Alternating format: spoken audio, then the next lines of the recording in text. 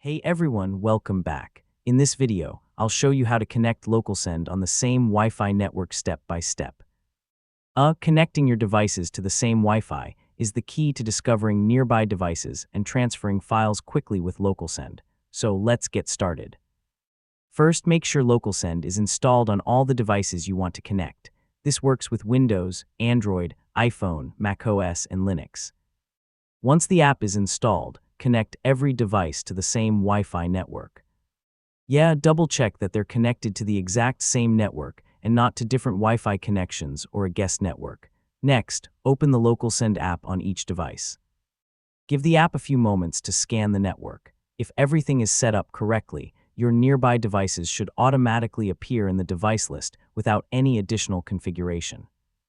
If your devices don't appear, check that LocalSend has permission to access your local network. On Windows, make sure it's allowed through the Windows firewall. On mobile devices, grant any requested local network permissions. These permissions are required for device discovery and file transfers. You can also try restarting the LocalSend app or reconnecting both devices to the Wi-Fi network. If needed, restart your router to refresh the local network and resolve temporary connection issues. Once your devices are visible, select the device you want to send files to, choose your files or folders, and start the transfer. On the receiving device, simply accept the request, and the files will be transferred directly over your local Wi-Fi network. And that's it. You now know how to connect LocalSend on the same Wi-Fi network and prepare your devices for fast, secure file sharing.